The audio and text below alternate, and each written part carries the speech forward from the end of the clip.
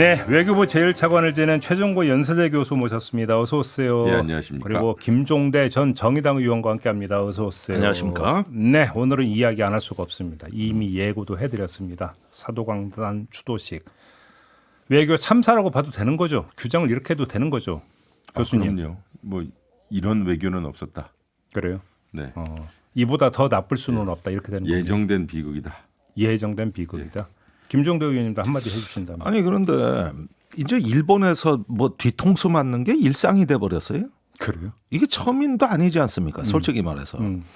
의례껏 외교부는 일본한테 뭐 가가지고 이것저것 양보 다 하고 나서 예.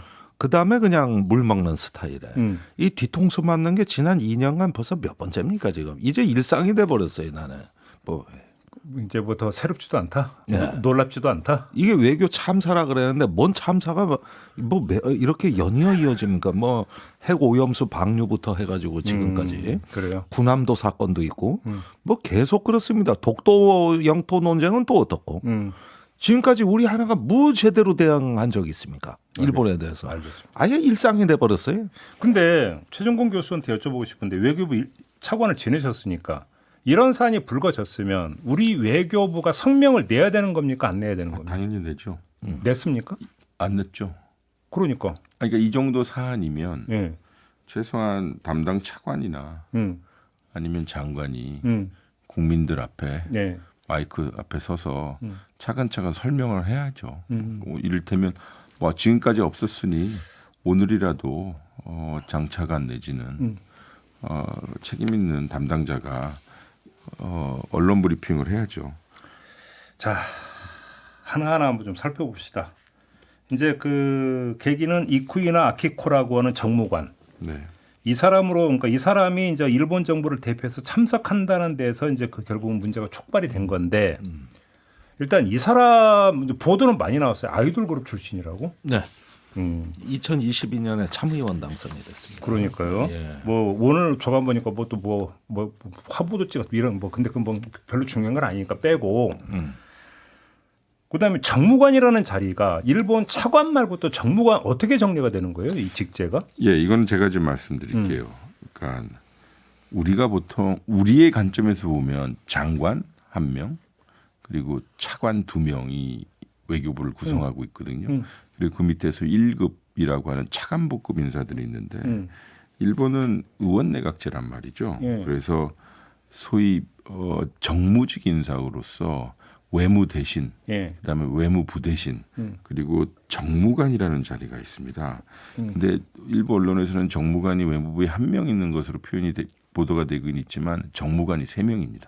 아, 그래요? 외교부에는요. 일본 외무성에는요.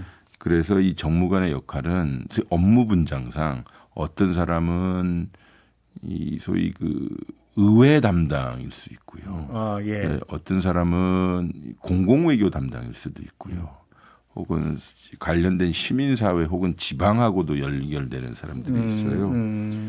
그러니까 요번에 나왔던 이쿠이나 아키코는 아마도 일본의 입장에서는 그 사람의 전력을 논의를 하더라도 아마 이런 일 담당했던 사람.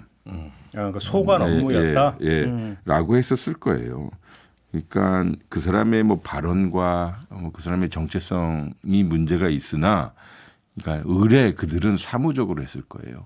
참고로 일본에도 차관이 있는데 일본에 그러니까 우리나라 외교 1차관의 카운터파트는 거기에 사무차관입니다. 그러니까 우리 지금 외교부는 급만 따졌던 것 같아요. 그러니까 차관급 인사가 좀 나와줘야 되지 않느냐. 그런데 일본 외무성은 우리와 좀 구조가 좀 복잡하기 때문에 바로 여기서 확인 좀 들어갈게요. 그러니까 우리 정부는 계속 일관되게 차관급 이상 인사의 참석을 요구를 했다라는 거잖아요. 네. 그러면 여기에는 정무관도 포함이 된다고 해석을 해야 되는 겁니까? 그렇죠. 아니면? 직제상 포함이 돼. 포함이 된다고 봐야 그렇죠. 되는 거죠. 그러면 우리 정부가 그렇게 요구를 했다면 이 지금 문제 인물 이쿠이나 아키코라는 정무관이 나올 수도 있다는 예측은 얼마든지 할 수도 있었던 거잖아요. 그렇죠. 그러니까 제 말씀은 자기 할 일들을 안 했던 거예요. 외교부가. 예. 그러니까 여기서 외교부를 하나의 단일 행위자라고 보기보다는 이 대일 업무를 담당하는 곳이 일단은 아시아 태평양국이라고 있습니다. 예. 짧게 얘기해서 아태국이라고 얘기하는데 아태 1과가 일본 담당입니다. 그리고 그런데 요번 건은 공공문화외교국에서 실무를 담당했다고 알려져 있어요. 왜요? 그러니까 말입니다. 그러니까 아태국은 정무적인 사안인 거고 그다음에 공공문화외교국은 이제 일종의 이번에 추도식을 후속 행사로 생각했던 것 같아요. 근데 문제는 뭐냐면 아태국에서 소위 대일 담당하는 사람은 그나마 우리가 지금 논의하듯이 일본의 정무적 지위와 그 사람의 이력을 알 수 있는데 공공문화외교국은 이것을 하나의 행사로 프레임을 했기 때문에 디테일이 약한 거죠. 그렇기 때문에 제가 말씀드리는 겁니다. 더군다나 이게 그 사도광산도 그렇고 지난번에 군함도도 그랬고요. 이게 외교 2차관 담당입니다. 왜냐하면 문화외교 다자외교이기 때문에요. 그래서 지금 현재 외교 2차관인 강인선 그 위에 조태열 이 사람들이 진짜 책임을 져야 되는 문제입니다. 예. 그러니까 물론 이게 다 외교부 하나의 그 행위자인데 그 따지면 그렇다는 것이고요. 결국은 외교부 안에서 칸막이 행정이 이루어졌다는 얘기로 연결이 되는 거잖아요. 그러니까 우리가 알려져 있기로는 추도식 행사는 소위 유네스코 등재의 일종의 조건이었고 그렇죠. 그 당시 TF 팀이 받아낸 일종의 중요한 소위 조태율 장관의 표현이라고 하면 현금 같은 거였거든요. 받아냈다는 거 아니에요. 약소금이 아니라. 근데 그 현금이 이제 가짜 화폐가 된 것이죠. 그러니까 우리가 이게 보세요. 추도식을 했는데 우리 표현으로 하면 반쪽 추도식이에요. 그때 어떤 행사가 희생자들을 추도하는 행사가 반쪽이면 이건 모욕이거든요. 그렇죠. 그러니까 다시 한번 우리는 모욕을 당한 거고요.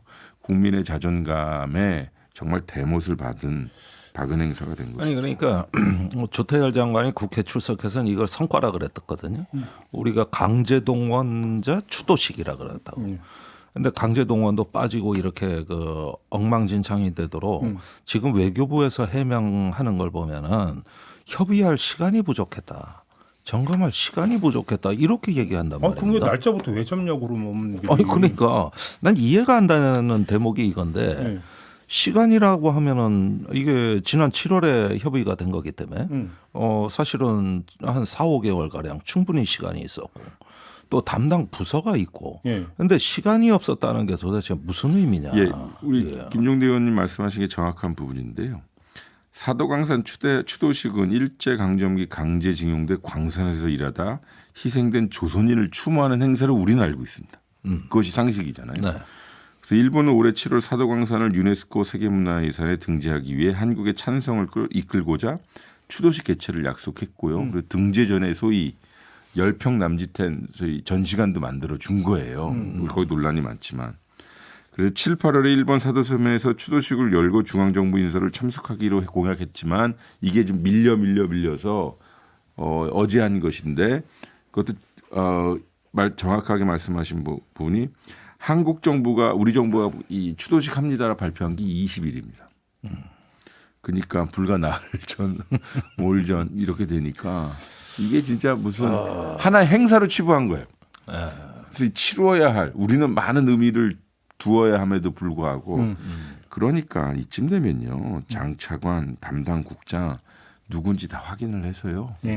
진짜 이건 뭐 사퇴할 사람은 사퇴하고 책임질 사람은 책임져야 된다고 생각합니다. 그러니까 좀 중간 정리를 하면 저는 제일 이해가 안 됐던 게 우리 정부가 일본 정부를 상해서 차관급 이상 인사가 일본 중앙정부의 대표로 참석해야 된다고 요구를 했다면 선택지는 몇 명이 안 되는 건데 그럼 당연히 그 인물 파악이 돼 있을 텐데 이쿠이나 아키코가 올 수 있다라는 가능성을 왜 그러면 사전에 차단하지 못했느냐. 네. 저는 그게 제일 궁금했었는데 그래서, 지금 말씀대로라면 아태국과 뭐 공공문화 무슨 공공문화 여기가 그러니까 결국은 국가 간에도 뭔가 외교반에서 교류나 정보 교류도 기본적으로 제대로 되지 않았고 접근법도 달랐다 이 얘기잖아요. 맞습니다.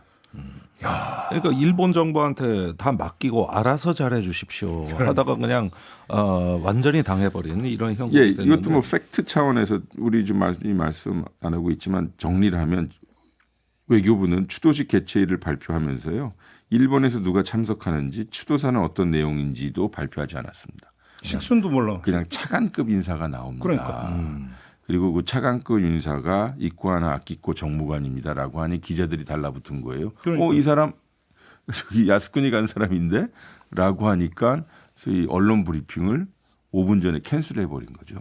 자, 그랬다가 그러니까 추도식 열리기 전날 오후에 갑자기 이제 불참 결정을 해버리잖아요. 전격적으로. 맞아요. 결정의 단위는 외교부였을까요? 용산이었을까요? 어떻게 추정을 하십니까?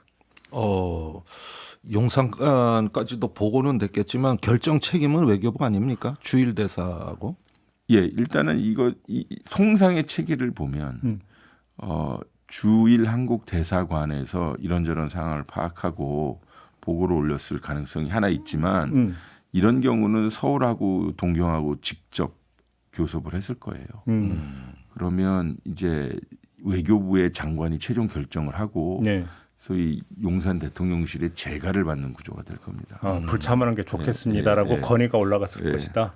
대통령급에서 했겠죠. 왜냐하면 지금 우리는 그 소위 추도식 오늘 월요일 상황, 주말 상황을 이야기하고 있지만 정확하게 일주일 전에 윤석열 대통령하고 이시바 신임 총리하고 또 정상회담을 했거든요. 네.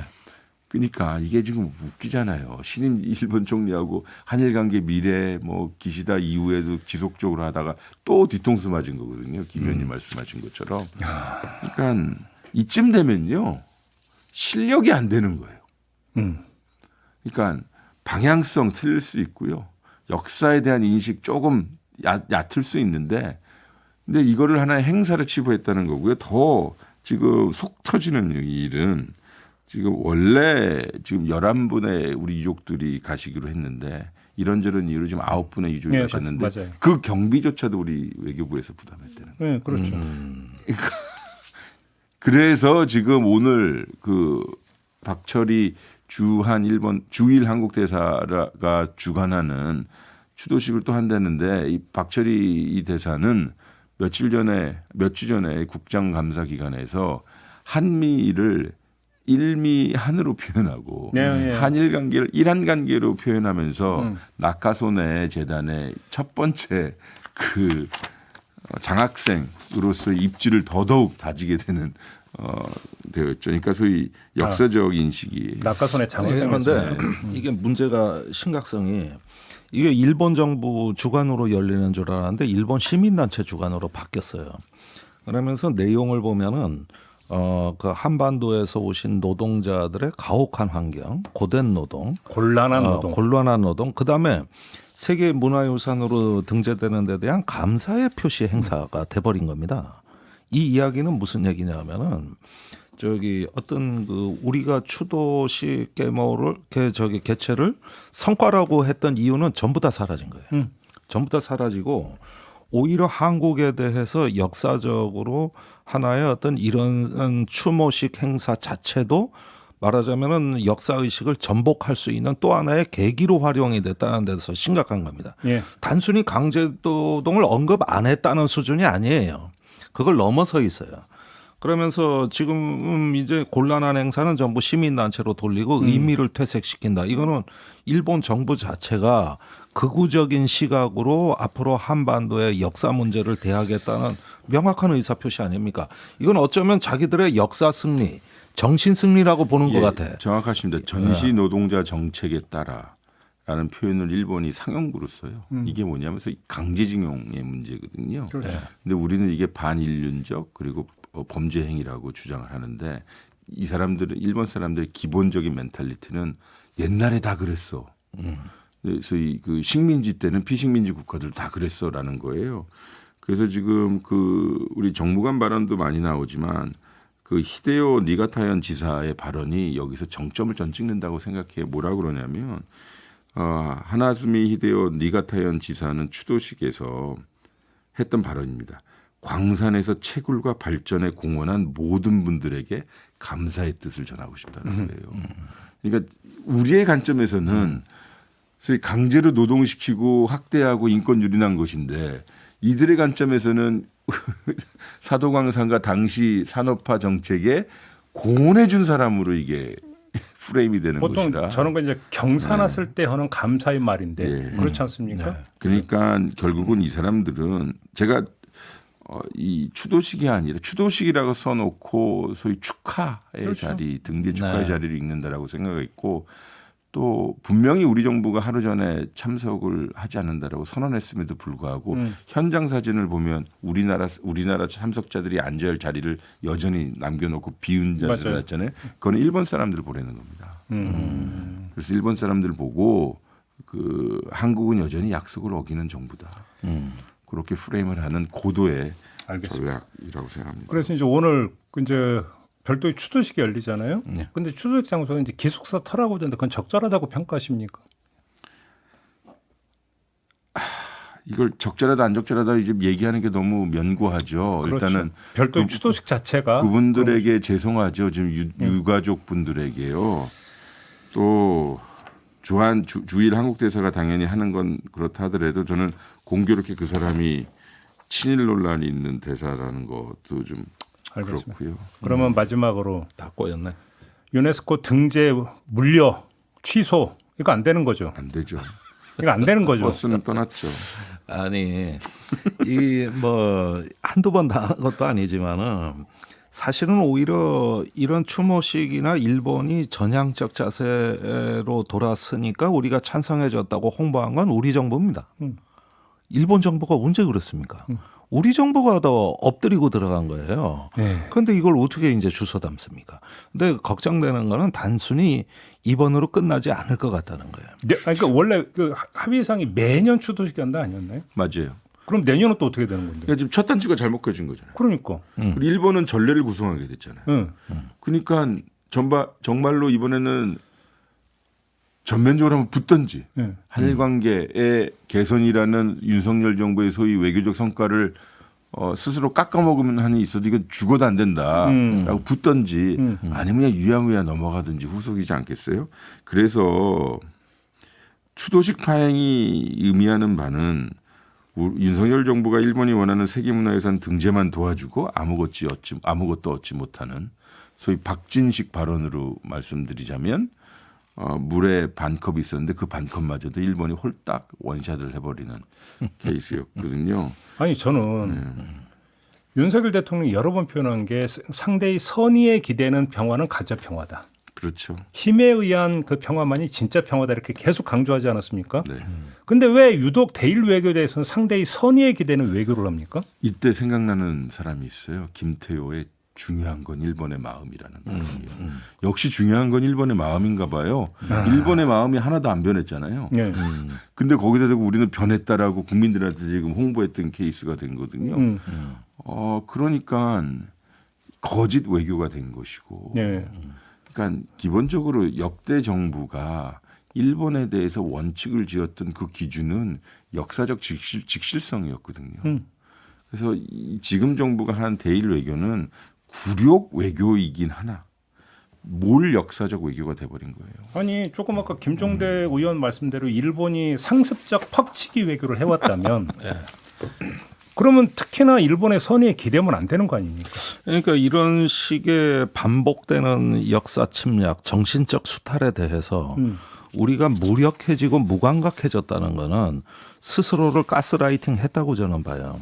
그래가지고 과거 식민사관으로부터 이어져는 우리는 어쩔 수 없어 하고 지금은 실리가 중요해. 이런 어떤 역사 체념 또는 어떤 자해적인 그 행태가 이제는 일상화된 것이라고 보여지는 겁니다. 그런데 문제는 이런 것들이 역사 문화적인 부분에 그치지를 않고 네. 앞으로는 한국의 국격을 갖다가 저기 깔보는 듯한 어떤 대외 정책으로 구체화되지는 않을까. 예컨대 아주 그런 문제들이 첩첩히 남아 있습니다. 앞으로 뭐 칠광구 문제, 독도 문제, 네. 뭐 해가지고 줄줄이 남아 있거든요.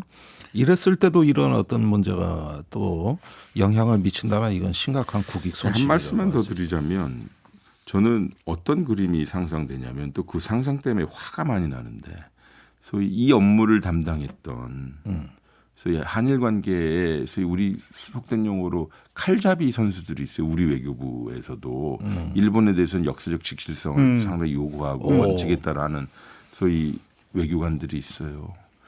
그들은 뭐 좋은 사람 나쁜 사람을 떠나서 우리 전통에 맞게 외교를 하는 사람들인데 그 사람들 지금 하나도 없고요. 또 한편으로 도쿄에서 일본 외무성에서 팔짱 끼고 거 봐라 한국 일본 저 우리가 늘 옳았잖아 저 이러면서 비웃고 있을 일본인 사람들을 생각을 하면 조금 화가 나죠. 마지막으로 그러니까 이쿠이나가 그 했던 얘기 중에 당시 정책의 기초에 한반도에서 온 많은 분이 이렇게 표현을 했거든요. 그러니까 이게 합법이었다는 얘기잖아요. 예, 맞아요. 그런데 지금 일본은 계속 이렇게 주장하고 있는데 당시 우리의 국적은 일본이었다라고 주장하는 사람을 장관으로 쓰고 동네 기념관장으로 써버리면 도대체 뭘 어쩌자라는 얘기냐. 그죠? 다시 한번 확인을 하면서 넘어가도록 하겠습니다. 예. 이 정도로 하고요. 우크라이나 또 한번 짚어봐야 될 텐데 이번에 러시아가 뭐 IRBM? 네. 그 극초음속 미사일입니다. 그래서 이게 시험 발사를 했는데 지금 말이죠. 이게 연쇄적인 반응은 이거예요. 북한군이 러시아에 왔다. 그러니까 우크라이나가 에이타킴스라는 300km 미사일을 러시아 본토에 발사했다. 그렇게 되니까 러시아는 이번에 핵교리를 수정하고 새로운 신형 미사일을 우크라이나에 발사했다.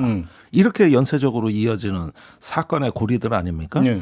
그러면은 이렇게 이해하면 간단하고 심플해 보여요. 확전의 논리가 작동하는구나. 근데 제일 중요한 수수께끼가 있습니다. 뭔데요? 도대체 그 북한군은 어디에 있는 거냐.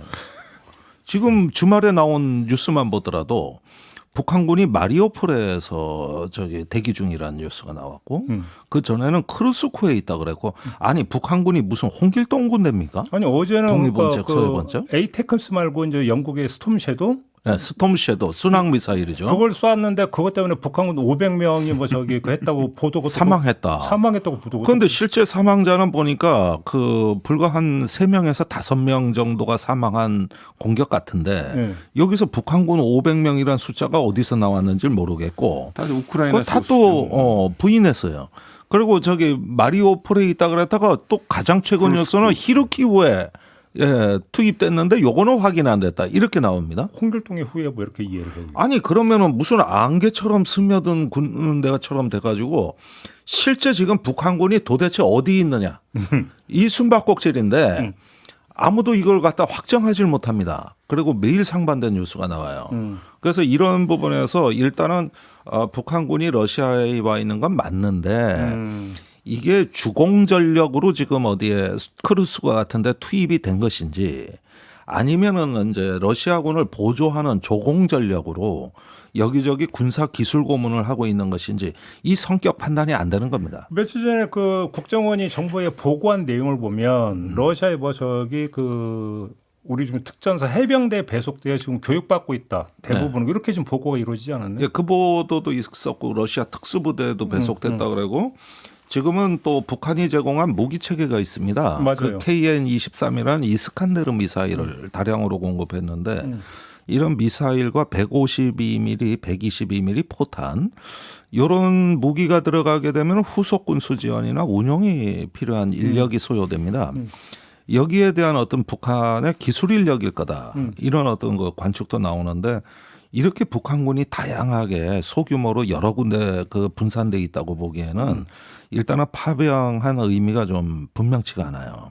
그렇게 되면은 지금 이제 전쟁이 확전일로로 가고 있는데 이 확전이 되는 기본 가정이 맞느냐는 또 도대체가 어떤 실체가 있느냐는 문제부터가 다 이상해지는 기본 가정이라는 게 뭘 얘기하는 거예요? 그러니까 북한군이 어디에 있느냐. 공격에 투입됐다는 가정 하에서 예. 확전이 되는 건데 예. 그게 사실이냐 이거죠. 유령 부대 뭐 이렇게 되겠네요. 그러니까 이상해요. 폭풍 부대라고. 그래서 제가 보기에는 이렇습니다. 지금 우리가 뭐 살상 무기 지원부터 해가지고 별 얘기를 다 카드를 꺼냈지 않습니까? 근데 정확한 정보 관리, 그 다음에 현장에 대한 전황의 성격을 갖다가 좀 어떤 신중하면서도 분명하게 파악하려는 노력이 수반되지가 않고 자꾸 우리가 이제 정치적으로 이게 좀 악용되는 거 아닌가 하는 생각이 드는 거죠. 알겠습니다. 아무튼 지금 그 치열해지고 있는 것이 종전을 앞둔 상황에서 유리한 어떤 그 고지를 점령하기 위한 지금 총력전이다라고 하는 그 큰 틀의 진단에는 동의하시는 거죠. 네, 그거는 뭐 동의합니다. 종전 가능성이 높아지니까 촛불이 꺼지기 전에 확 타오르듯이 그러니까 예, 마지막에 도달하고 있다고 보여집니다. 뭐 러시아가 핵교리를 바꿨다고 해갖고 이게 근데 불통 뭐 미국 정가에서 지금 논쟁이 벌어지고 있습니까? 아니 그런데 미국에서는 지금 트럼프와 바이든이 이 문제로 정면으로 충돌하지 않았습니까? 지금 이런 어떤 그 바이든의 새로운 대인질의 에이타킴스 미사일 사용 허용은 군산복 합체의 3차 대전 음모라는 어떤 비난이 트럼프 진영의 그 참모들로부터 쏟아져 나오고 있습니다. 트럼프 진영에서 예. 특히 로버트 F 케네디 같은 사람이 말이 제일 센데 이거는 아예 그 금융자본하고 군산복 합체의 음모라고 봐요. 예, 바이든의 그 확전 전략은 엄청나게 셉니다. 그래서 저기 지금은 종전을 앞두고 이제 신구 전략의 어떤 정면 충돌로도 갔고. 예. 그렇게까지 막 비난하면 트럼프 정부는 평화를 그렇게 추구하는 행정부가 되는 건가요? 근데 실제로 그 안보보좌관 지명자임에도 불구하고 의례적으로 이번에 인터뷰를 했어요. 공개적으로. 내었던 메시지는 그 트럼프 당선자가 지금 확전 기로에 있는 우크라이나 전에 상당히 우려를 표명하고 있다라는 거거든요. 뭐 당연하겠죠. 왜냐하면 이제 곧 정부를 승계해야 할 당선자 식분에서 확전된 전쟁을 더 물려받으면 그거는 안 좋다는 당연한 의미죠. 근데 여기서 이제 쿼션, 소위 우리가 품어볼 수 있는 질문은 아니 민주당 정부가 계속 소위 신중한 모드를 유지했거든요. 우크라이나에 무기를 지원할 때도 이를테면 거리에 제한을 두거나 목적에 제한을 두거나 했는데 에이티킴스 이번에 지원해주면서 그냥 거리 제한을 없앤 거거든요. 러시아 때려도 좋다. 그러니까 이게 결국은 그 동기가 뭐 이 음모론적인 이야기도 있을 수 있고 아니면 그 실제로 개인적 복수라는 얘기도 있거든요. 개인적 복수? 이제 트럼프 네가 맡을 거니까. 짐을 얹어준다. 왜냐하면 이게 역설적으로 그 해리스가 당선되었다면 이렇게 안 했을 쉽게 거예요. 말하니까 너 한번 그 당해봐라. 너 X 한번 치워봐 이런 거라니까. 네, 그럴 수도 있을 거예요. 국정을 그렇게 운영하면 씁니까? 저한테 역정을 내세요. 예, 그 정도로 뭐 이제 저 취임을 앞두고 신구 권력 간에 이건 정면 충돌이거든요. 그런데 한 가지 희망적인 거는 푸틴과 젤렌스키 양측으로부터 종전에 대한 관심이 다 표명이 되고 있다는 맞아요. 거. 젤렌스키가 트럼프의 종전 협상안을 기다리고 있다. 이렇게 발언을 하면서 나름대로 이 출구 전략에 대해서는 좀 뜻이 모아지는 기류도 하나가 형성이 됐습니다. 이건 매우 그게 고무적입니다. 이제 소위 트럼프 팩터죠. 그러니까 트럼프 현상인데 트럼프 스스로가 일종의 정치적 해결 방안이라고 하는 종전 혹은 휴전을 이야기하고 있으니까요. 그런데 여기서 명확한 건 한 가지인 것 같아요. 푸틴이라는 러시아 지도자 대통령이 그간 내세웠던 핵 위협을 나는 현실화시킬 수 있는 사람이야라고 주장하는 거죠. 그렇죠. 뭐냐면 교리도 바꿨을 뿐만 아니라 이번에 ILBM을 투사하면서 이제 거기다가 이제 탄두만 바꾸면 난 언제든지 사용할 수 있다라는 실효적 의지를 보여준 거니까. 그렇죠. 그렇기 때문에 확전을 더 확전의 의미는 핵 전쟁으로 갈 수 있느냐 안 가느냐 그 문제가 더 큰 거죠. 안 되지. 그런데 미국에서 지금 대다수 반응이 푸틴의 핵교리 개정이 별게 아니라는 식의 폐마하는 주장이 많이 나오는데 사실 전 그렇게 보지 않아요.